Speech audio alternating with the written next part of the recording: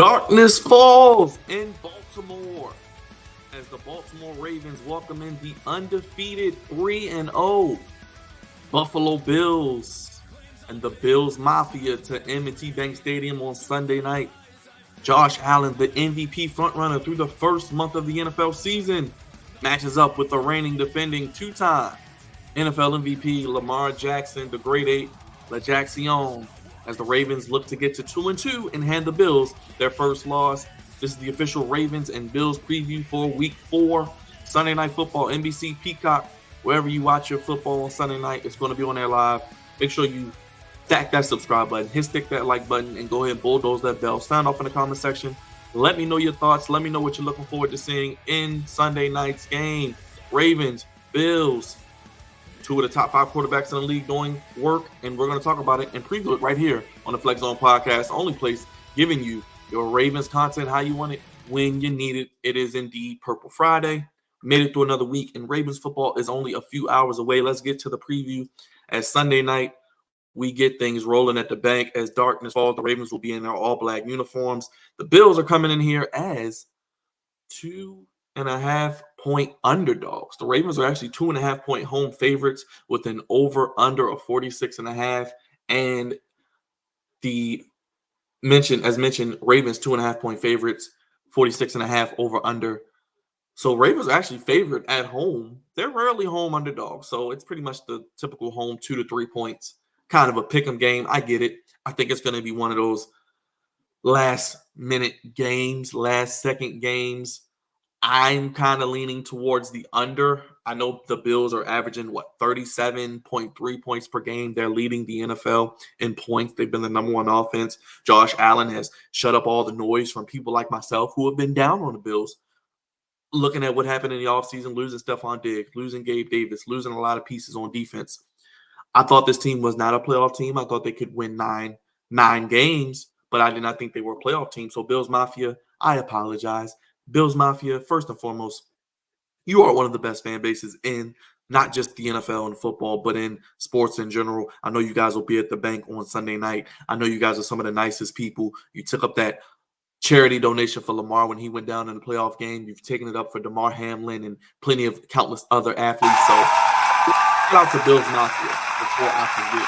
Because we love you, man. We appreciate you. And if you are finding this channel, I like Josh Allen a lot. He reminds me of a more athletic, better version of a Ben Roethlisberger. He has the arm strength. He's impossible to take down with one tackle. He's so athletic. He's pretty much like a white Lamar Jackson. Just probably throws better than Lamar, if you ask me, just from a pocket sense. But his turnovers are what dooms him. And this season, only one turnover through the first 4 games. Last year, he had 5 through the first 3 games. He had 5. So the key with him and Josh Allen, it's self-inflicted wounds and turnovers. So I think if you can force him into some mistakes, which he hasn't made, and much like I talked about with the Maryland Terps playing Indiana, Mr. Rourke, Caden Rourke, their quarterback of Indiana, he hasn't turned the ball over. So if you can make these guys turn the ball over, force the ball out of their hands, you give your offense another opportunity, that would be great. Josh Allen, 54-72, 634 yards, 7 tubs. Lamar, 59 of 90, 702, 3 touchdowns, 1 interception. Derrick Henry, 56, 281, 4 touchdowns. James Cook having a bounce-back season as the Bills are focused on running the football a lot more this season. I figured he would have a breakout season. He does.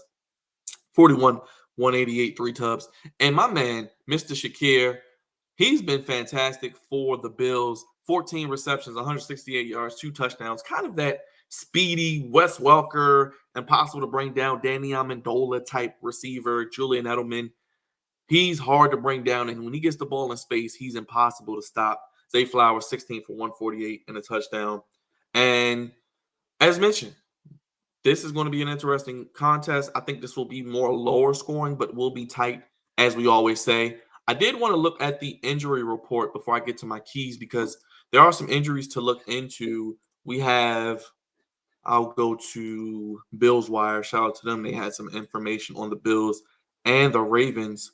As I look at it now, the Ravens were missing some offensive linemen that it was a little concerning seeing who was missing at practice this week, but it was yesterday. So hopefully today, as I record this video, they haven't practiced yet. They're getting ready to hit the practice field, but hopefully we see that Roquan Smith was limited, but Falele did practice. So Falele did practice. Josh Ross, Darius Washington did practice. Roquan limited, but it looks like he'll be good to go. Voorhees ankle did not practice. Andrew Voorhees. Michael Pierce shoulder did not practice. Makari did not practice with the neck. Linderbaum with the knee, and Jalen Armour Davis with the hamstring. Now, these could be vet days. These could be nagging injuries. Could be a combination of both. But I think Voorhees, Pierce, Makari, and Linderbaum all play. Jalen Armour Davis, that's a crapshoot because I don't know how many times that guy has even played. I really haven't seen him much on the field this season, honestly, as Nate Wiggins is back. So hopefully he's healthy enough to play because we're going to need speed on the field against the Bills and athletes. So hopefully we get him. Hopefully Lele continues to play well because I think he has an opportunity. He played better last week. I got to give him his credit. He played a little bit better. And when he is playing against smaller guys, he's a 380-pound guy. He's in shape now more in the season, so he's probably closer to 360. But when he gets his hands on a guy, much like we saw with Orlando Brown, much like we've seen with larger tackles who may not be the most athletic, if they can just get to that second level and put their hands on the smaller guys, the linebackers, and block for a guy, Derrick Henry, who's bigger than the average linebacker at 250 pounds, that is fantastic to do. That is going to be fantastic. For the Bills, Josh Allen practiced fully, Mitchell Trubisky, Quentin Morris, Kyer Elam limited, Terrell Bernard Peck did not practice, Tylen Grable on the O-line, no practice, and Taron Johnson, forearm, did not practice. So keep an eye on that as well. So we'll see what happens there. But I want to get to my keys. Let's get to the keys to the game. First and foremost, the penalties. This is just a general key, and this will be moving forward for the rest of the season. I just want to make a disclaimer. Put this in your timestamps. Put this in the comment section each week. The penalties. The Ravens with these penalties, man, they got to chill out. They have to play more disciplined football because we cannot have a situation where you're giving up free yardage, you're giving up free plays, free opportunities. I did have the stat of the penalties. So far, the Ravens have 31 penalties for 278 yards. That's unacceptable. That is not going to get it done. These players need to be more disciplined, whipped into shape.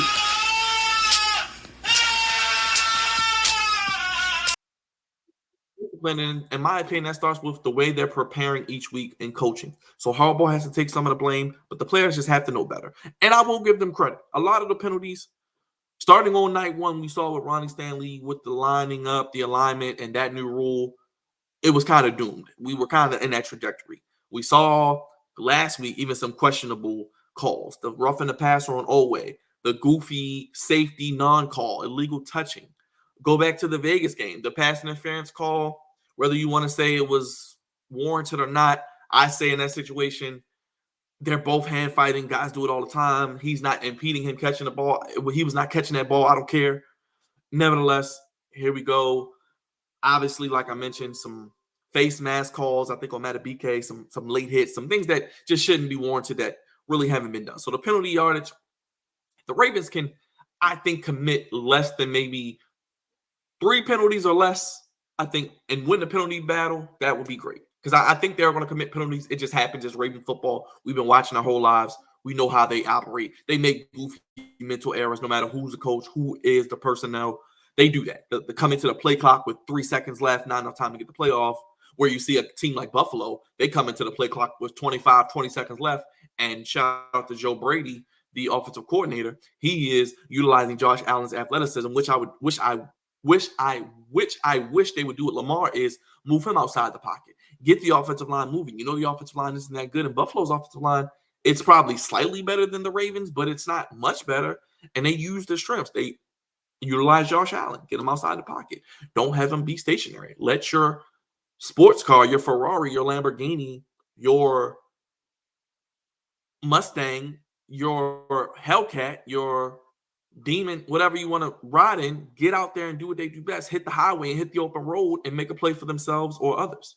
So that is going to be interesting to see. So the penalties are going to be something I'm really looking forward to seeing. So let's add that to the list. But offensively, let's start with that. Let's start with this. Score touchdowns in the red zone, not field goals. We mentioned that Buffalo's the number one offense, scoring 37 points a game. I think you're going to need to be in around that 25 to 28 point margin. I think that's a sweet spot for the Ravens to win this season, 25 to 28 points a game. You can't give away, obviously, things we're going to talk about, but you got to score touchdowns in the red zone. And I think while I don't think this will be the over, I could see a 27-24-ish game. kind of like what I see with Maryland, kind of a similar thing. We'll get to that in a second with my prediction, as I did pick against the Ravens last week. But I did have them coming out of the first month of the season 2-2. Secondly, run the rock. I think Buffalo has a weaker run defense, much like we saw with the Cowboys, maybe a little bit better because they have the Ed Olivers and AJ Epinezas and guys like that, Von Miller, but he can't stop the run. He's a situational guy now. He's much older.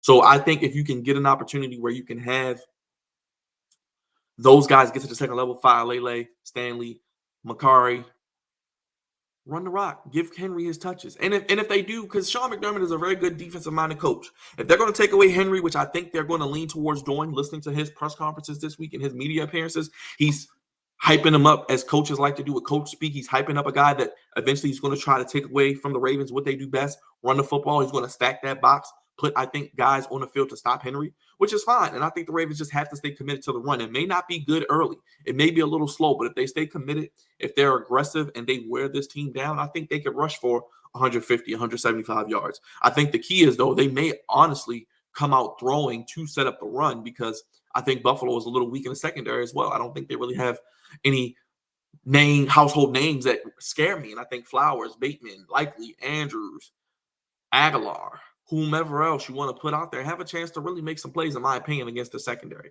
especially if Lamar can get some time. So run the ball. I think whether that's in the first half or later in the game, whether that's Lamar having to take off and run a little more, Henry doing his thing, got to run the ball. Next, play mistake-free football. I said this with Maryland. Don't turn the ball over. Buffalo will take advantage of these turnovers. We talked about with Josh Allen. He likes to turn the ball over. I think if you win the turnover battle, you win this game. Nextly, Lamar, play like an MVP. Lamar, if you're the best player on the field this week, you're the better quarterback. I think the better quarterback, whoever plays the better out of the two quarterbacks wins this game. If Lamar plays like an MVP, doesn't turn the ball over, makes the timely throws, makes the plays with his legs, goes for it, doesn't hesitate, is proactive instead of reactive, I think the Ravens are going to win this game. Nextly, offensive line. We talked about the injuries with the injury report. I think most of them will play, if not all of them. Get 1% better. I think you maybe started out with a D minus, borderline F. You kind of work your way to a C minus, maybe like a D C minus range. Then you kind of work your way up this week to like a C plus. Hey, let's get to a solid C, a C this week. We'll take a solid C performance. You get 1% better, maybe flirt with a B minus. That's the key. Each week, the offensive line get a little bit better. Go up from a C minus to a C plus to a regular C or B minus. So let's see what the offensive line can do this week as well. Let's get to the defense. Number one, keep Josh Allen in the pocket. I talked about Joe Brady. He's going to be one of the candidates along with Clint Kubiak, who will be head coaching candidates when the offseason comes, and we're looking for new offensive, innovative-minded head coaches. Keep his mind in line as well. I like him. Keep Josh Allen in the pocket. This is where the Oways of the world, the Van Noys, the Tavius Robinsons, who's good against the run and setting the edge, the athletic players are going to have to step up and play. I don't think we'll see Yannick Ngakoue this week, probably next week, but keeping him in the pocket, I think that's why it's important for guys like Pierce, Matabike, Travis Jones, who's playing really well. Project Washington showed a little bit. Urban to be on the field to push the pocket and contain Josh Allen so that way the edge guys can come get him. And you got to be able to get him down. Now, you got to keep an attack. This goes to everybody. Tackle well. We talked about my boy Khalil Shakir, one of my favorite players to watch. Kincaid, Knox, Coleman. They utilize the middle of the field very well. So these two keys are tackle well because they're going to throw it quick. He's not going to hold on to the ball. It's going to be 1, 2, 3, go. He's going to throw that ball. They're going to get a lot of yak yardage. So you got to play press man. I like to see some press man. Come up, tackle well, and end the play right there. Don't give them opportunities to get momentum down the field. And next, on top of that, protect the middle of the field. I have Kincaid, Knox, and a star next to Shakir because when he gets the ball, he's like that Wes Welker, Danny Amendola. Very, maybe even Tyreek Hill-esque with the speed and quickness he possesses from 0 to 60 and change the direction. He could give us problems. So whoever's covering Shakir, whether that's going to be Nate Wiggins, whether that's going to be Humphrey, you got to make sure you're on him and tackle well. And I think on third down, I would even maybe put Brandon Stevens on him in press situations to kind of shut that down. What do we do with Kincaid? I don't know because Roquan and I need more Trenton Simpson in this game. That's what I need. More Trenton Simpson, less Malik Harrison. I know we had Kyle Hamilton, maybe even some Kyle Hamilton on him as well. Use Kyle Hamilton as a blitzer. Use Trenton Simpson to cover the Kincaids and Knoxes and be one of the guys to help contain and keep an eye because you're going to probably have to keep a spy on Josh Allen Trenton Simpson is one of the candidates I would have over a Roquan Smith, a Kyle Hamilton even as well. Maybe have a situation where you have them both containing the edges. That way he has to go up the middle. Guys can push the pocket. Nextly, be the more physical team. You got to out physical this team. You're at home. You have a chance to get the 500, turn your season around. You then get to go to Cincinnati, who's reeling. You're at home. You've lost a lot of home games you shouldn't have over the past 2 or 3 seasons. You got a primetime matchup. Everybody's picking against you. Everybody is saying Josh Allen is so much better than Lamar Jackson, or Josh Allen is the MVP right now. And he is. But let's not forget Lamar has 2 he's a unanimous one as well. Oh yeah, we need to whoop them. I hit the button and I'm getting excited and we're whooping the people that's down Lamar. But I think Lamar, he's gonna be the better quarterback on the field. And I think whoever is the better quarterback wins, their team wins this game. Special teams, please. Please. We talked about the Justin Tucker thing, and I want to touch on it for a second. We have to realize he's got the legs still. He's been able to kick it from 50 yards. It's going far. The question is, why is each kick hooking left? Why is each kick not going where it needs to go? Are the holds off? Is he out of rhythm, out of sync? Because apparently at practice, he's knocking these kicks down. People that were out at training camp said he's making everything from 40, 50 yards out with no problem. He maybe missed 1 or 2 kicks here and there, but that's typical. We saw Brandon Aubrey miss a kick yesterday with the Cowboys, but he's got the bionic leg.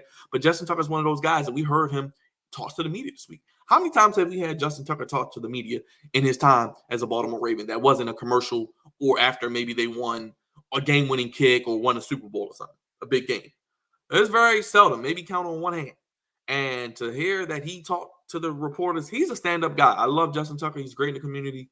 I think he wanted to let everyone know, hey, I'm going to get it together. It's kind of a situation like with the Orioles and Craig Kimbrell.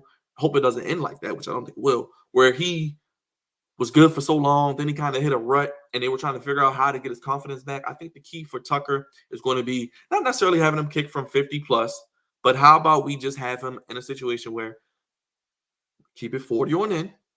Harbaugh may have to go for it from 50 plus now. He may go for it a little more, which we can't fuss at him about because we have to look at Justin Tucker's kicking percentage. They have to go with the numbers. They're going to go with the analytics, guys, and they're going to go for it maybe a little more, and they may not punt it, which is fine. You got to do what you got to do. Go for it. In this game, you're going to have to go for it.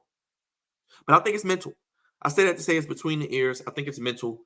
And I think he showed that he's one of the kickers. You got to make sure that's good. How the wife, how the kids, how are you mentally? You got this. You're still one of the best kickers of all time. You're still a big dog. We're going to need you.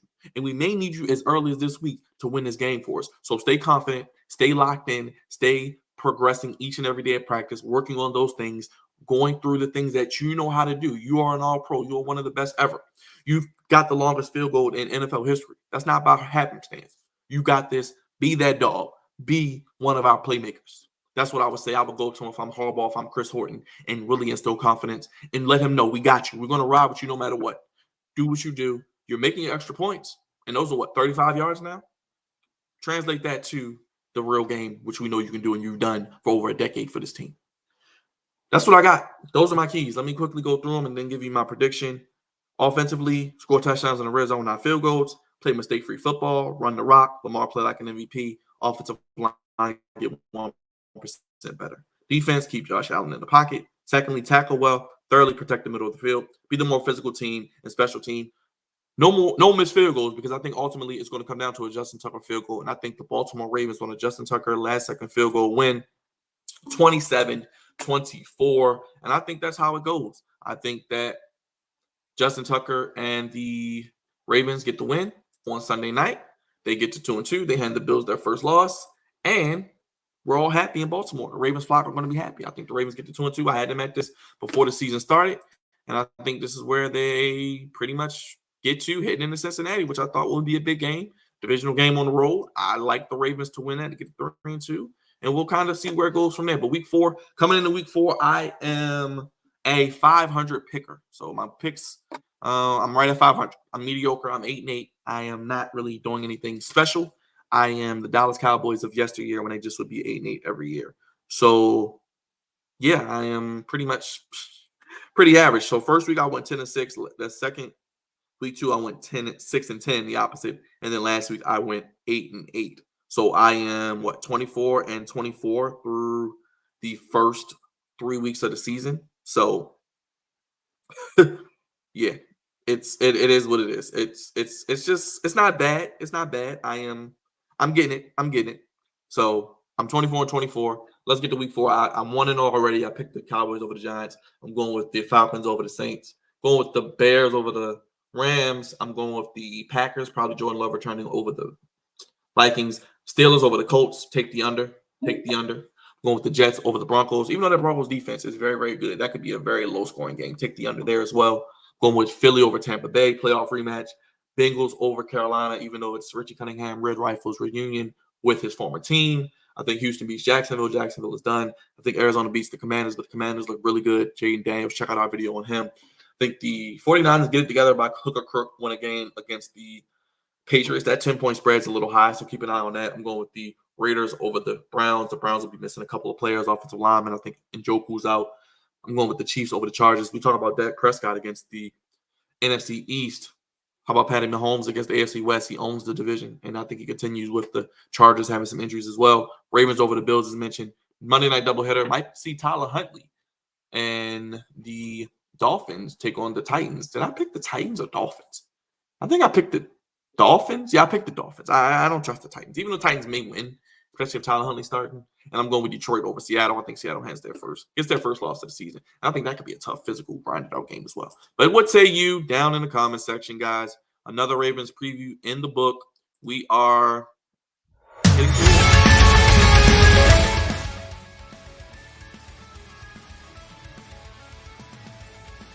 Guys, check us out. Subscribe if you're new. Sack that subscribe button. Stick that like button. Go ahead, bulldoze that bell. Sign off in the comment section. Let me know your thoughts on the week 4 matchup with the Ravens and the Bills. What are you looking forward to seeing? Who are your players to keep an eye on? Who are you tracking to see? And how will they do? Any keys, anything that I need? Off in the comment section. 27-24 over the Buffalo Bills in Baltimore. As darkness falls, we got a primetime game. A lot of primetime games this season, so that'll be fun. And let's see what the Ravens do. I think they'll get it done. I think Josh Allen will show why he's one of the best. And we'll see. We'll see. But I'm going with the Ravens 27-24. Justin Tucker, last-second field goal to give them the last-second win. Because Justin Tucker got us last year. And I think we get them back this year. And, yeah, I'm excited to see what happens. Join us for the Baltimore Ravens post-game show. And we'll see you on the next Ravens preview. I'm going with the Ravens to get to 2-2. Win the game over the Bills at home.